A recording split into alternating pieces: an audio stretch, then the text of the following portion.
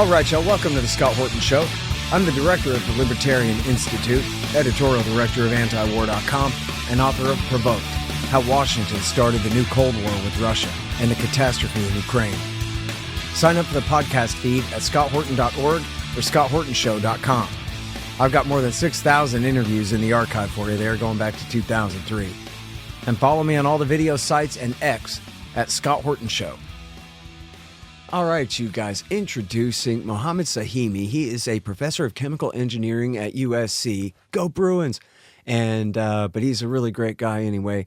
And he's written for a bunch of great publications over the years, including antiwar.com and Responsible Statecraft, which is where he wrote his last one, which, oops, I don't have in front of me anymore for some reason, but I'll pull it up here in a second. Welcome back to the show, Muhammad. How are you doing? I'm fine. It's great talking to you, someone that I've admired for years. Well, that's very nice of you to say. It's great to have you back on the show here. There's so much going on, and I am so far behind on, well, just interviews in general, but particularly on Iran and their nuclear program, their politics, the new president and his relationship with the Ayatollah. And now Donald Trump is in here and he's inherited the sanctions that Biden inherited from him. And I don't know what's going to happen or what's going on. So I'll just phrase my opening question to you as broad as that. Just catch us up about what is the state of the relationship between America and Iran right now, Mohammed. Well, Iranians elected a new president last August. The guy is a moderate and highly educated and had served in the Iranian parliament for many years. Right after he had started his term, he announced that he would like to negotiate with the United States over nuclear problem and, if possible, other issues. Then he brought in former Foreign Minister Mohammad Zarif, who was one of the architects of the JCPOA, the nuclear agreement that Iran had made with the United States and its Western allies in 2015. Mm-hmm. He brought him into his administration in order to lead the possible negotiations with the United States. Both of them seem to have the support of the establishment, and in particular, Ayatollah Khamenei, the supreme leader. And that was evidenced by the fact that Zarif published a long article in Foreign Affairs and a piece in The Economist of London, in which he emphasized that Iran is ready to negotiate with the United States over several issues, including nuclear issues. Then he went to Davos in Switzerland to participate in the annual meeting there. And there he gave an interview to Fareed Zakaria of CNN, in which he again emphasized that he's ready to talk. At the same time, Khamenei, in a speech last August, right after Pezeshkian started his term, said that there is no barrier to negotiations with the West, and in particular the United States, which was quite surprising because Khamenei has always had a sort of a hostile attitude towards the United States. Then when Trump started his term, he also seemed to want negotiations with Iran. And after he expressed that explicitly, Khamenei, again in a speech, said that they should pursue the negotiations with the United States, but realized that this is the same Trump that took the United States out of JCPOA in 2018, so they have to be cautious. But what happened was Trump signed his executive order bringing back the maximum pressure policy, by which he intends to tighten all the sanctions against Iran again and add to them. And in fact, since signing the executive order, he has added to the sanctions, and he has gone after, for example, oil tankers that carry Iran's oil to East Asia. So after he signed that order, Khamenei gave another speech in which he angrily denounced the negotiations, saying that under these conditions, under pressure, and under the condition that they threaten us with military attack, we won't negotiate. And that is basically where things stand. Today, Tehran and China and Russia had a long meeting over nuclear issue, and at the end they issued a statement emphasizing that negotiations should go forward. And at this point, it should be also restricted to Iran's nuclear program, because Trump and his cabinet have been emphasizing that the nuclear issue is not the only issue.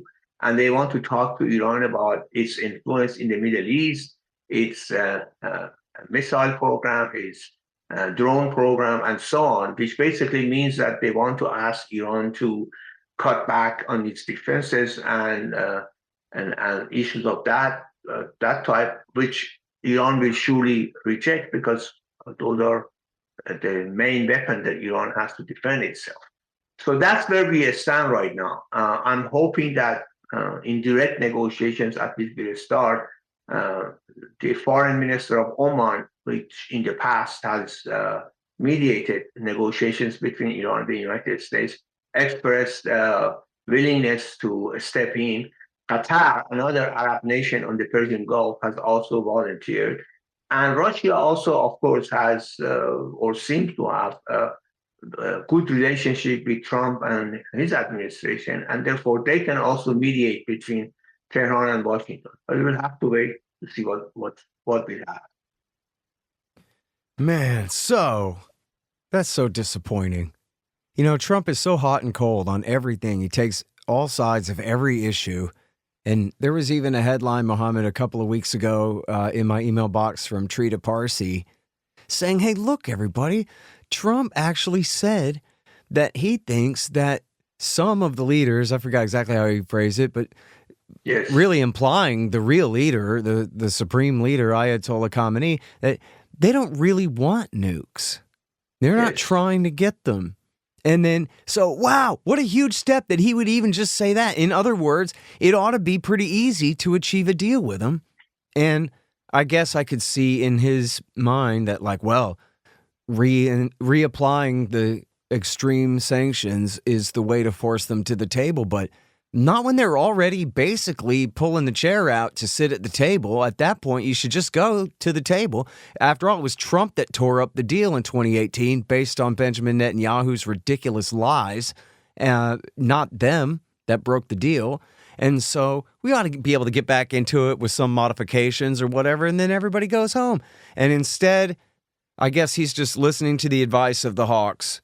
But then again, you know, I remember reading about when the Ayatollah Khomeini would denounce Israel and threaten to destroy them and stuff. It was really because he was receiving a giant shipment of missiles from them that day. And so sometimes when I hear these guys talk tough, it makes me a little bit hopeful that they're actually secretly negotiating behind the scenes, if not selling weapons to each other. You know what I mean? Yes. As we said in the article that I published a few days ago, and you guys kindly also gave a link on anti-war, Iran was completely prepared to negotiate. And in fact, when Pezeshkian brought Zarif into his cabinet, he was against the a strong opposition by Iran's radicals who don't want to negotiate with the United States. But the sole purpose of bringing him into the cabinet was to prepare for negotiations and lead the negotiations if they do happen. But you can't ask a nation to negotiate when you put a gun to its head and say either capitulate or we will pull the trigger. And of course, Iran, given its history, culture, and everything, will not do that. This, of course, is damaging to Iran and Iranian people. Just the other day, there was a report that nearly 1,400 Iranian children have died of this disease because of lack of medication that they haven't been able to import from the West due to sanctions. So that's just one example of what's happening in Iran and what the sanctions are doing to Iranian people. Trita Parsi was, of course, right, because I was also happy that Trump said that, because this goes against all the propaganda that Israel has had since at least 1984. They have been saying for the past 40 years that Iran is seeking nuclear bombs, Iran is seeking nuclear bombs. And every prediction had turned out to be false. Iran hasn't started to make a nuclear bomb. There is no evidence that Iran is doing work to make nuclear bomb. And although Iran has enriched uranium to 60%, which is much closer to 90% for making nuclear bomb, not only it hasn't crossed that threshold, but also has said repeatedly that if agreement is reached, the 60% uranium can be diluted again and go back to 3.5 to 5% level that had been agreed by nuclear agreement. And the rest of it will be shipped out to Russia according to the agreement. So that should not pose any threat to anybody, because as much as I oppose and hate Khamenei because his regime have been even harassing my family back in Iran, my friend in Iran, and even my former students in Iran, he's right about this point that you cannot put a gun to a nation's head and ask to capitulate and negotiate based on these terms. So what Trump can do, if he's really serious about negotiations, if he's really serious about reaching an agreement, is to at least suspend his executive order, not implemented, and start negotiating. And if the negotiations fail, which I believe they will not fail because Iran is really willing and ready to reach an agreement, then he can think of what he wants to do next. But at this point, you cannot just threaten Iran with military attacks and then at the same time talk about reaching an agreement and wishing Iran good things and so on, which is what Trump has been doing. Like you said, Trump is so hot and cold on various issues that one never knows what he wants to do, and one never knows what his intentions are. But for sure, Iranians are ready to negotiate, and I hope they will negotiate, because the alternative scenarios and alternative possibilities are really terrible and really scare people like me. Yeah, well, okay, so if I'm devil's advocate, well, first of all, I'll just be my own advocate. I think, as you're saying here, when the Ayatollah not only, lets or, encourages or approves of the more moderate candidate winning in the presidential election, hell, lets him run in the first place, that kind of thing, but then he puts Zarif back in there, Javad Zarif, the guy that negotiated the deal with John Kerry in 2015, that obviously that's a signal that they just want a deal.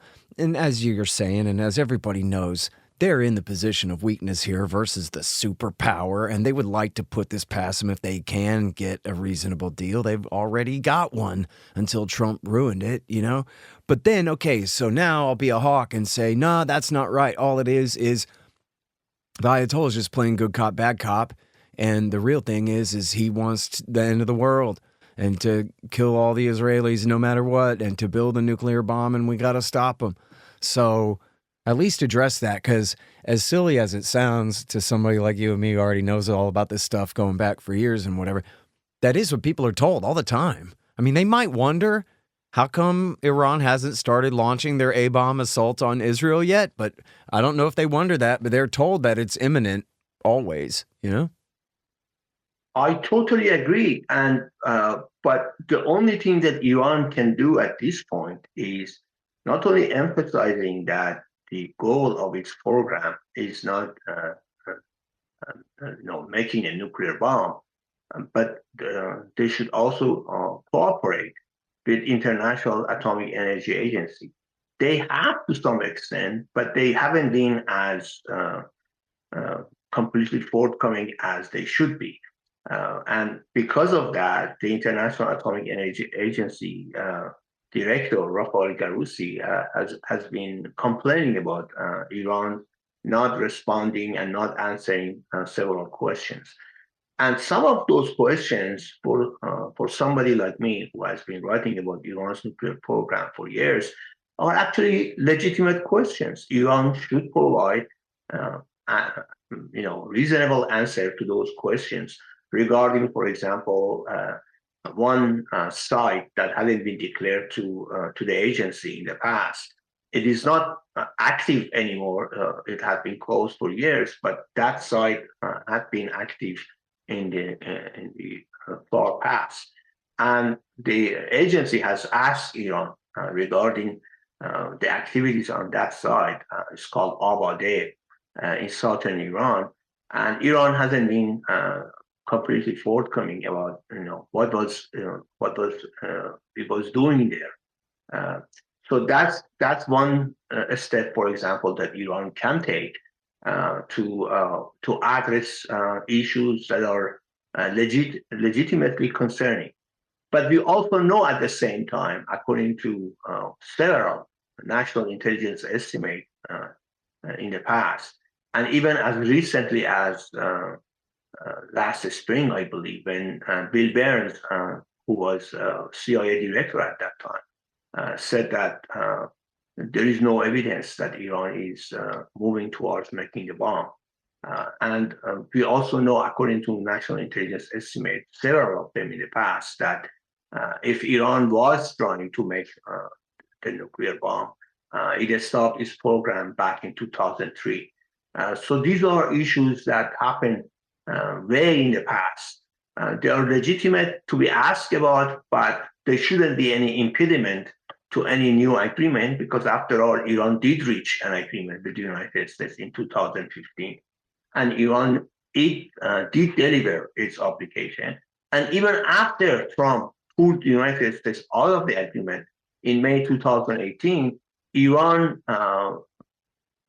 decided to follow what they called a strategic patience, meaning that from May 2018 to May 2019, while the United States had left the nuclear agreement, Iran decided for 1 year to still delivering on its obligation and never reaching above 5%. So after it became clear that Mike Pompeo and John Bolton and people like them will not allow Trump to go back to JCPOA, despite Iran's insistence that they are ready to negotiate, and if the United States goes back to Trump, then Iran decided to distance itself from the agreement.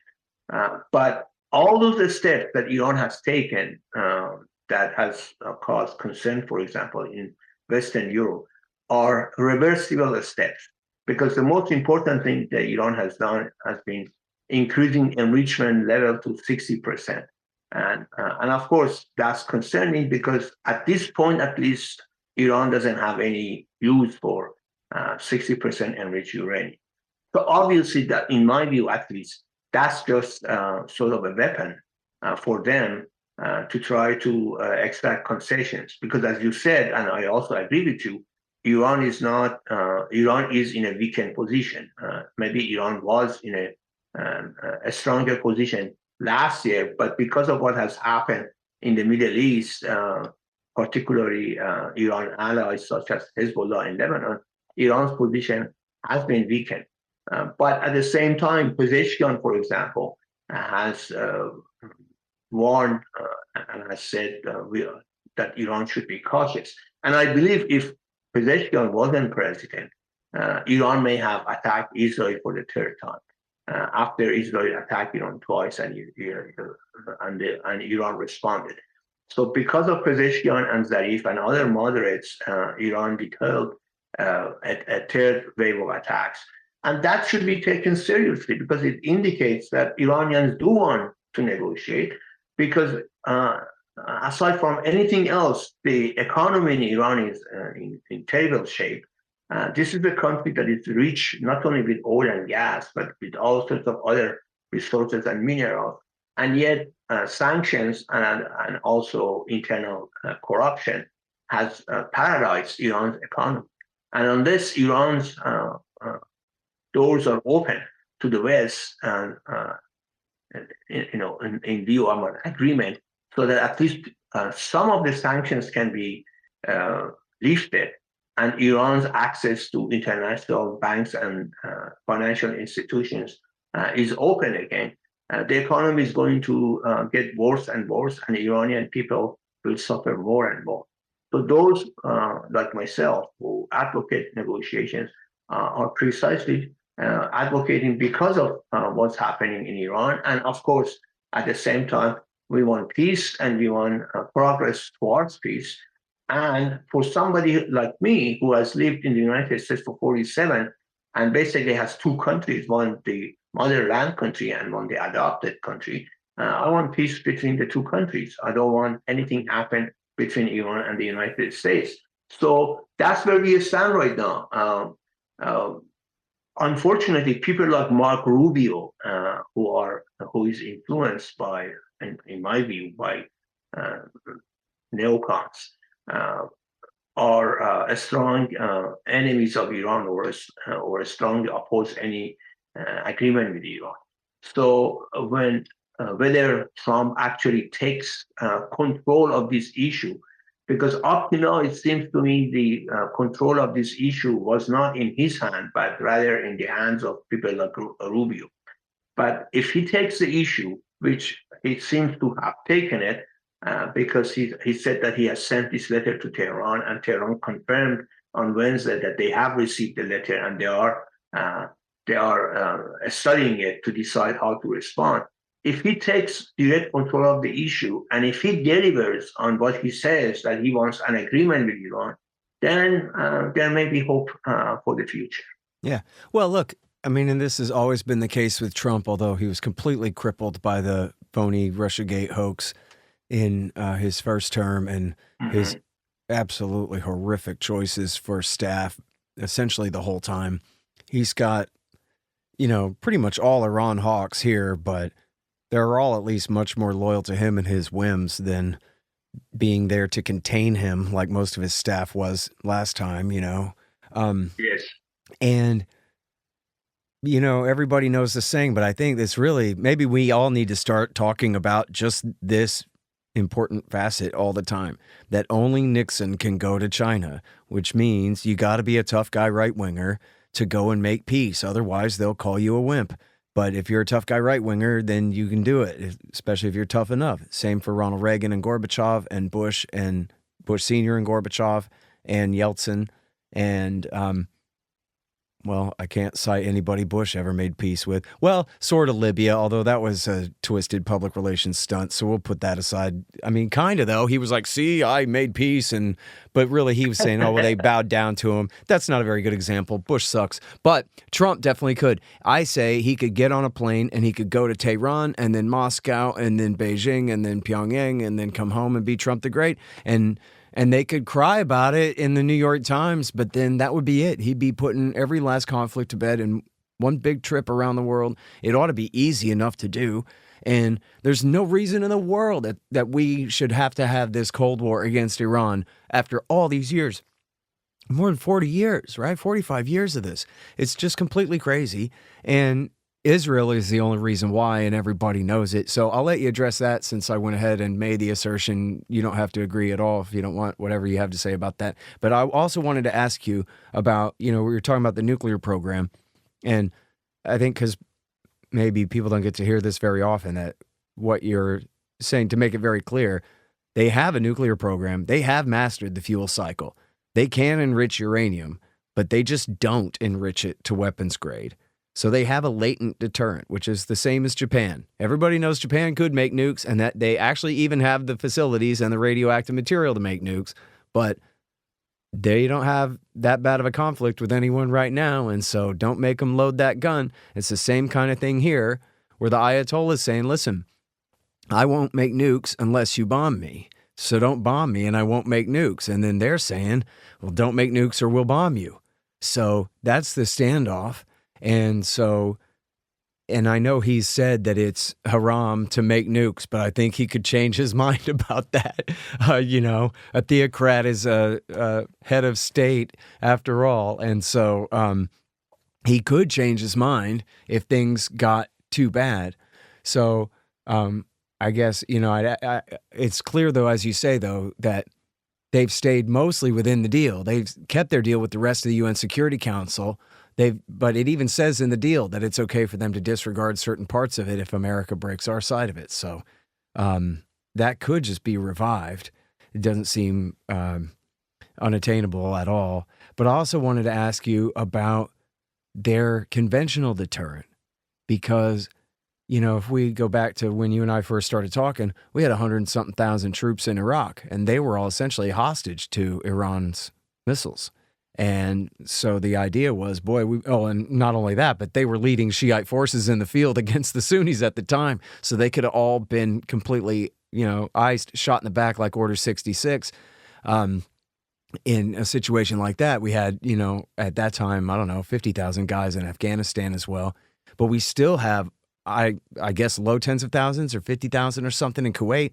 And I don't know how many people, but I know it's the CENTCOM headquarters at the Al Ulid Air Base in Qatar, and then there's the 5th Fleet's naval base in Bahrain, and then $1 zillion worth of economic targets all up and down the eastern side of the Persian Gulf there.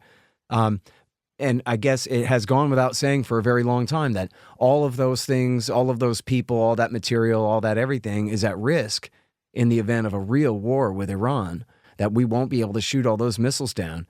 But then I wonder if we still know that that's true, and especially after their recent volleys toward Israel, what was proven there as far as Israel's missile defense, or as far as America and our other allies' ability to shoot those missiles down?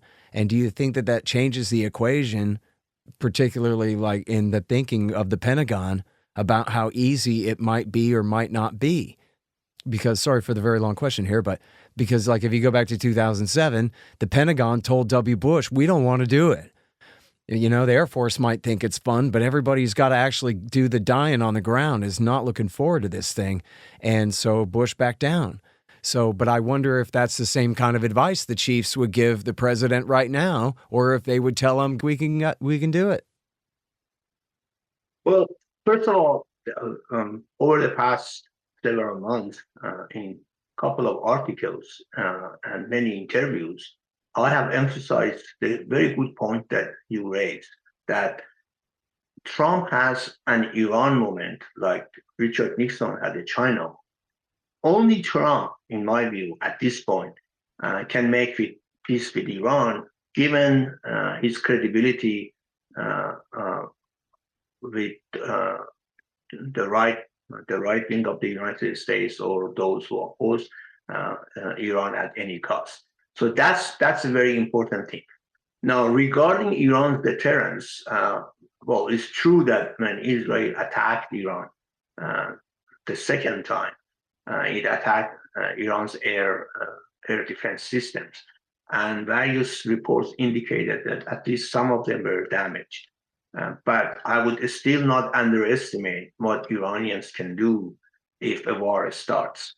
The other day, Qatari foreign minister said that if Israel attacks Iran, there will not be even 1 gallon of drinking water left in the region, because if Israel and the United States attack Iran's nuclear facilities, all the nuclear material will spread throughout the region and will poison everything. So that's already is a danger that threatens everybody, not just Iranian people, but all Iran's neighbors and throughout the Middle East. And remember, nuclear experts always say that a nuclear accident anywhere is a nuclear accident everywhere. In this case, it won't be, of course, an accident, but the net result of it was that nuclear material will be spread throughout the region and will damage everybody. At the same time, Iran has kept its offensive capability in defense of the country, namely its drone program and missile program, because that's the only legitimate defense, or that's the only, I should say, effective defense that Iran has at this point against attacks by Israel. So while Iran may be weakened in the region, but it can still inflict very significant damage, not only on U.S. military bases in the region, but also U.S. allies Iran has always said that if any attack takes place in Iran, by the United States, given that the United States has military bases throughout the Middle East, those countries will also be legitimate targets for Iran retaliation because they allowed their soil to be used by the United States in attacks against Iran. So that capability is still there, I believe. And therefore, Iran can actually inflict considerable damage if a war starts. But of course, this will not be in anybody's interest. When Iran attacked Israel for the second time, not the first time, I think it was basically for demonstrating that they can attack, even though it wasn't really effective. But the second time they attacked, they used ballistic missiles, and all sorts of reports indicated that Israeli defense system wasn't that effective against Iran's ballistic missile. So that capability is still there, and Iran can retaliate. I don't wish that to happen, but Iran's capability is there. Again, I emphasize, it's true Iran has been weakened due to what has happened to Hezbollah and other allies, but it is not without any options. Iran still has options, but they don't want that at this point because they want to tend to their problems at home. And we have to remember, as long as Iranian people are under economic pressure, they will not rise against the Islamic Republic and demand a more representative and more democratic government because they think of their own survival at this moment. But once the economy gets better, as in the past, for example, when Muhammad Sahimi was Iran's president, and we had the Green Movement, which was basically a movement by the middle class and lower class in Iran, because the economy has improved to the point that they started thinking about their social and political rights and demand a better, more representative government.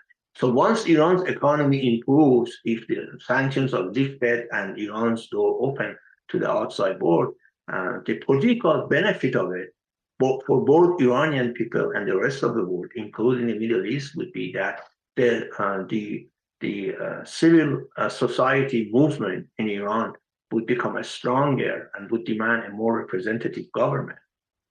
And people like Pezeshkian and people like him can continue to reach presidency and do good things for Iran. And hopefully that would make the necessary background for reforming the constitution in Iran and move it towards a better democratic country. But they will not happen as long as this tension between Iran and the United States exists. They will not happen as long as Israel constantly threatens Iran with attacks and has attacked both Iran and, for example, Iran's embassy in Syria, which triggered 2 series of attacks by Iran and Israel. So as long as those exist, these things will not happen. But if these sanctions are lifted and if at least the tension has reduced, I don't foresee establishing direct diplomatic relations between Iran and the United States in the near future. But tension can be reduced, agreement can be reached, and sanctions, at least some of them, the more important ones, can be lifted or at least suspended. If those things happen, then there is hope for future. If not, then we are moving towards another war, which I hope will not happen. Yeah. Hang on just 1 second for me here. You guys, I'm so proud to announce the publication of the Libertarian Institute's 14th book. It's Israel, winner of the 2003 Iraq Oil War, Undue Influence, Deceptions, and the Neocon Energy Agenda by Gary Vogler, former senior oil consultant and deputy senior oil advisor for U.S. forces during Iraq War II. Remember how I wrote in Enough Already about how Ahmed Chalabi sold the neoconservatives on a plan to rebuild the old British oil pipeline from Mosul and Kirkuk, Iraq to Haifa, Israel, if they would only get the United States to overthrow Saddam Hussein for him? and how they bought it because they are as dumb as they are corrupt? Well, Gary was there. As senior civilian consultant to the DoD and Iraqi oil ministry, he had a unique window and experience witnessing the Pentagon neocons and their machinations on behalf of Israel before and during that war. And it turns out that even though they did not get their pipeline, as Vogler demonstrates, the neocons and their Likudnik bosses figured out an effective plan B anyway. You are going to love Israel, winner of the 2003 Iraq Oil War by Gary Vogler, available everywhere. Check it out along with our other great books at libertarianinstitute.org/books. Hey, y'all, let me tell you about Robertson Roberts Brokerage, Inc. Nobody trusts the U.S. dollar anymore. Foreign governments are stocking up on gold instead of $100 bills. One, they know they need to, and two, that means you need to too. Interest rates are up, but for some reason not much for savings accounts. Park your money there and watch Uncle Joe Biden just counterfeit its value away. You can see how the Fed is afraid to raise rates to beat inflation for fear of popping the current bubbles, at least before the election. So more inflation it will continue to be. Gold is your shield against monetary and price inflation, just like it always has been. Now, Tim Fry and the guys over at Robertson Roberts are recommending gold over silver since the world's almost 200 governments are putting their own pressure on the price, which should help everyone else who makes similar calls on their own. Of course, Robertson Roberts can help you with platinum, palladium, and silver, as well as gold. Don't let the Fed and the war party inflate all your savings away. Look up Robertson Roberts at rrbi.co. That's rrbi.co. Hey, so how old is the Ayatollah now, and is there an obvious successor, or maybe a corollary to that would be how radical is the group of mullahs beneath him who do the choosing of the next guy? He's 85. He was born in 1939, I believe. And he's been supreme leader since 89, right? Pardon me? He's been the Ayatollah in charge since 89, right? Correct, yes. He has been the supreme leader since 89, and he's 85. And the debate and the process for the next supreme leader has actually started in Iran. Unlike what they say, especially the monarchist opposition in exile, unlike what they say, Iran's political space has actually has opened up considerably ever since Pezeshkian was elected in last August. And there is a strong debate about what's going to happen in the post-Khamenei era. And that debate has been raging, has been continuing. And all evidence indicates that Khamenei himself wants that debate to continue so that we actually enter the post-Khamenei era. Now, there are all sorts of guesses and speculations and rumors about who will succeed him. Some people think that his son, one of his sons, Moshtaba Khamenei, about whom I wrote an article a long time ago, published by Tehran Bureau, will succeed him. But Khamenei himself has expressed opposition to this idea and has said that Iran is not a monarchy, that somebody dies and then his son takes over. But this all depends on the balance of various factions, balance of force between various factions within Iran.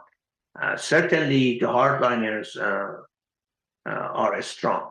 But at the same time, the moderates and the reformists and those who want to basically make a transition from present political structure to a more representative political structure also have their supporters. At the same time, the civil society in Iran is strongly behind the moderates and the reformists. And in fact, Pezeshkian was one of the reasons Pezeshkian got the vote from Iranian people was because Iranian people were afraid of the alternative, who was Saeed Jalili, former nuclear negotiator, who's an ultra hardliner and has always talked about the possibility of war with the United States.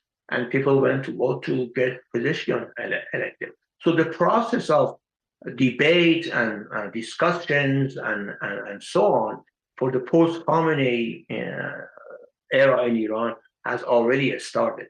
Uh, it is also possible that Khamenei himself, he has expressed this publicly several times, as recently as a few months ago, that he opposes uh, anybody who is related to him to succeed him after he's gone. And therefore, it is quite possible that he himself opposes it, but if he passes away without any preparation, then the power struggle after him may take Iran into any direction, including getting his son Moshtaba to be the next supreme leader. But as I said, this precisely and exactly depends on the balance of forces between various factions. It also depends to a great extent where the IRGC stands. We know that after demonstrations in Iran started in 2022, in September of 2022, over the death of Iranian woman Mahsa Amini, a group of senior IRGC officers presented a plan to Khamenei for a very significant reform of the political structure and opening up the political space and granting many rights that people have been struggling for. And at that time, it was said that it was reported that Khamenei had said that the conditions are not right. But if that report is correct and it's true, which seems to be true because a lot of different people have confirmed it, what it means is that if Khamenei leaves the scene, the same group of officers who wanted to undertake, a good plan of reform will step forward and try to implement, through their political allies, implement the same program. So again, that all depends on what happens before and after Khamenei leaves the scene and the balance of forces between various factions. All right, now, so maybe this should have been at the beginning, Mohammed, but what do you think is Benjamin Netanyahu's real strategy towards Iran? I mean, clearly they needed to break Syria. They needed to get rid of the Alawite Shiite alliance in Damascus. And they've succeeded in that, and they have beat the hell out of Hezbollah, killed their leader, and pager attacked a bunch of them and their children, and bombed the hell out of them and occupied parts of southern Lebanon. I mean, things are not going their way at all. But is Netanyahu, I mean, it sort of goes without saying a lot of times. I'm not sure it's really right that he's just always chomping at the bit to get America to launch a full-scale war against Iran, somehow achieve a regime change from the air or something. But it seems like maybe he really likes having them there because he can use them to scare all the Sunni kings into being his friend and sell out the Palestinians, which has been working. So, I don't know. What do you think, Netanyahu, or even more broadly, the Israeli defense establishment, what is their overall strategy towards Iran now? I think Netanyahu at this point is under the illusion that by bombing Iran, Iranian people will rise up and overthrow the regime in Tehran. But that's pure illusion. He has also put all of his eggs in the basket of Iranian monarchists. Iranian monarchists now strongly support Israel, wave Israel flags along with the imperial flag, the flag before Iranian Revolution, and constantly encourage Israel to attack you. They say that if Israel attacks Iran, people will rise up, overthrow, and then they also are under the illusion that even if that happens, even if Israel attacks and Iranian people rise up and overthrow the regime, they will bring back the monarchies.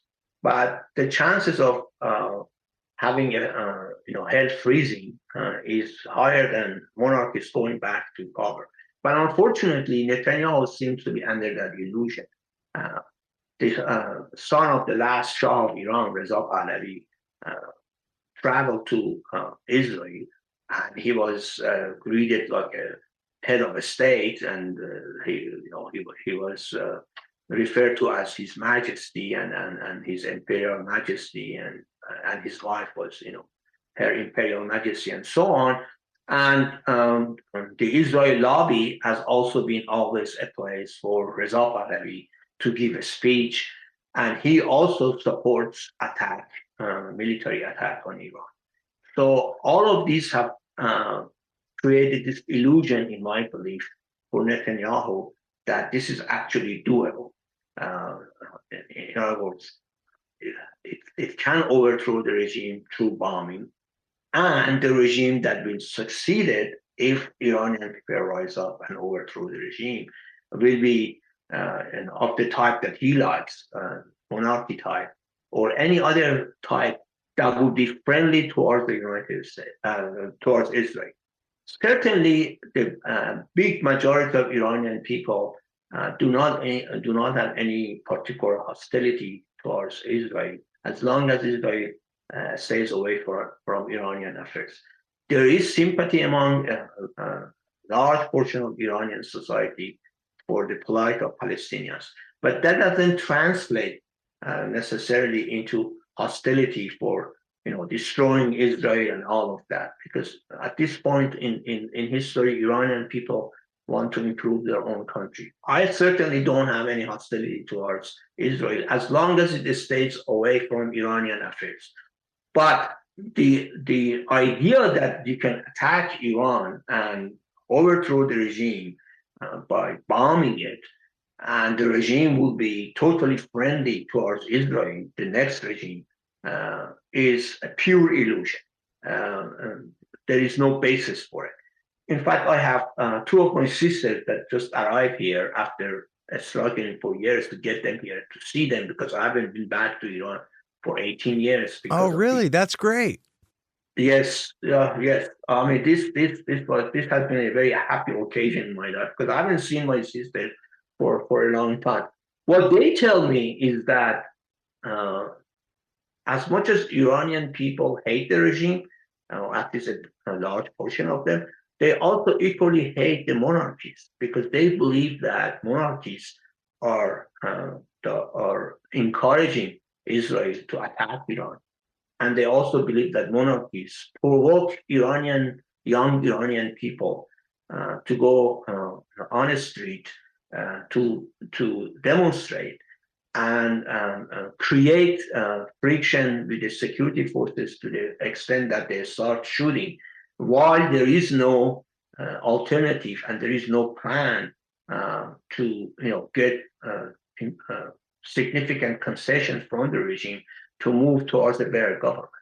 So there is a lot of opposition to it. And of course, this is not talked about here. They pretend that, Iranian people are just ready with open arms to take these guys back, which they will not. I mean, as I said, the chances of hell freezing over is higher than they go back to Iran. Yeah. They go back to Iran to power, even if Israel attacks it. I mean, and I got to say, I've met a few of these monarchists, and even if the Iranian people wanted them back, they're too certifiably insane to run a apple cart. So I couldn't imagine they'd be able to take over a thing, dude. They're completely bananas type of people. They are completely nuts. I mean, if you go to social networks and their website and so on, these people are nuts. They don't have any credible figure. They don't have anybody who of any value that is willing to work with them, because they have been totally discredited, and they discredited themselves. Maybe at least a small portion of the population did look at them as an alternative. But because of what has happened over the past few years, particularly taking sides with Israel, when Israel was attacking Iran and constantly threatening Iran to attack, that has totally discredited them. And the amazing thing is that they don't see this. They don't see it, that A nation with 7,000 years of written history will not look, kindly on people who advocate attack on the motherland or on native land, with the argument that yes, we attack them, we overthrow them, we go back to power, and then we rebuild Iran. These are just simple fantasy and illusions that they have. But unfortunately, going back to your question, I think Netanyahu has this illusion about Iran, and there are Iranian people who work with in Israel lobby who actually advocate for this, like this guy Saeed Hassaminejad, who works for Foundation for Defense of Democracy, or Behnam Ben Talebou, who also works for the same Foundation for Defense of Democracy. And they are strong advocates of attacking Iran.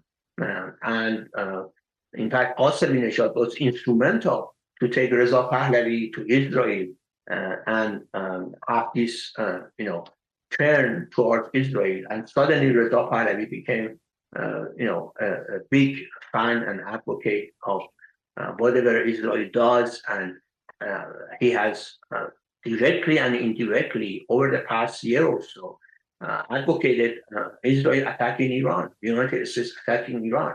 He always says, well, the United States should do more than economic sanctions. Well, what is beyond economic sanctions? Beyond economic sanctions, the only thing that is left is military attack. So that's what he wants.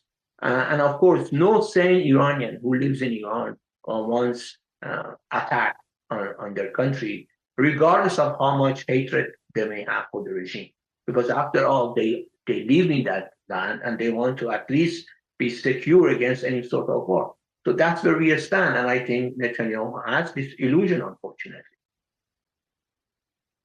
All right. Well, let me ask you, because you brought this up, and this is something we've talked about before, but it's the relative ancient past now, Muhammad. What is really the relationship between the monarchists and the Israelis at this point? And for that matter, go ahead and give me an update on the Mujahideen kooks. They still hiding out in Albania, or what's up with that? The Mujahideen also have their own lobbies in Congress and other places. Just a couple of weeks ago, there was a resolution in the House, of course, non-binding resolution, signed by a lot of people supporting the democratic alternative in Iran, which was meant to be the MEK, the Mujahid. So they do have their own lobby, and they do have their own supporters among far right in Iran. Mike Pompeo, for example, and John Bolton, for example, both support Mujahideen. And in fact, both of them visited their camp in Albania over the past few years. And of course, they also are paid very handsomely by them. But if there is one group in Iran that is hated universally, without any exception among Iranian people, that's Mujahid, because they have been collaborating with anybody who is Iran's enemy over the past 40 years, since 1981, 1982. They collaborated with Iraq during Iran-Iraq war. Their leader, Masoud Rajavi, after the war, said in a speech with so much honor that we succeeded to kill 67,000 Iranian soldiers at the front. I mean, you can just imagine how the Iranian people would feel when one of them says with honor and with delight that we succeeded to kill 67,000 Iranian soldiers at the front, war front with Iraq. And presumably this 67,000 or whatever the real number, they are just conscript, and they're just ordinary soldiers. They just go and do their military service, defend their nation, and then go back to whatever life they had. They are not political or one way or another. But he was bragging about this. And then once before the United States invaded Iraq, they were a strong anti-American. In fact, when the September 11, 2001 attack happened, gradually the leader of MEK gave a furious speech in their camp in Iraq, saying that no, the attack, the September 11 attack, was only the beginning, and more is going to follow. But after the United States invaded Iraq and occupied Iraq, they made a 180-degree turn, and they decided that from now on they want to be pro-West. So they collaborated with Iraq, with Israel regarding Iran's nuclear program. They have been propagating all sorts of false narrative in Washington, try to provoke the United States to attack Iran, and they have opposed any sort of lifting of sanctions. So they do have their own advocates and their own lobby. But Israel lobby, by and large, at this point, is focused on the monarchies. So the monarchies' main base of support within United States and political establishment is Israel lobby. Right-wing Israeli think tank like Hudson Institute, for example, in New York, or Washington Institute for Near East Policy, they have always been the places where Reza Pahlavi and monarchists go and give a speech and advocate sanctions and advocate wars and so on. Whereas none of the, for example, liberal or objective think tanks in the United States has ever invited Reza Pahlavi to go and talk about Iran. So their main base of support is Israel lobby in the United States. And as I said, Reza Pahlavi went to Israel and was treated like a king. And all sorts of exchanges are happening between the monarchies and Israel. When there was demonstrations against what Israel was doing in Gaza, Iranian monarchies participated in pro-Israel demonstrations, waving Israel's flag. And Reza Pahlavi also spoke about his support for what Israel was doing in Gaza. And things of that sort have been happening over the past 2-3 years, which just shows that monarchies hope right now, the only hope that they have right now, is Israel bombs Iran, Iranian people rise up, overthrow the regime, and invite them back to Iran to go back to power and take over again, which is, in my view, pure illusion. Will never happen. But in the process, Iranian people will be hurt greatly. The economy will be shattered more. The daily lives will be shattered more, and so on and so forth. All right. Well, thank you so much for your time. And I kept you way over time without asking, but I really appreciate you coming on the show and talking about all this great stuff with us. Terrible stuff. It is great talking to you, Scott. All right, everybody. That is Muhammad Sahimi. He is, again, a professor at USC, and he writes for Responsible Statecraft. Thanks for listening to The Scott Horton Show, which can be heard on APS Radio News at scotthorton.org, scotthortonshow.com, and the Libertarian Institute at libertarianinstitute.org.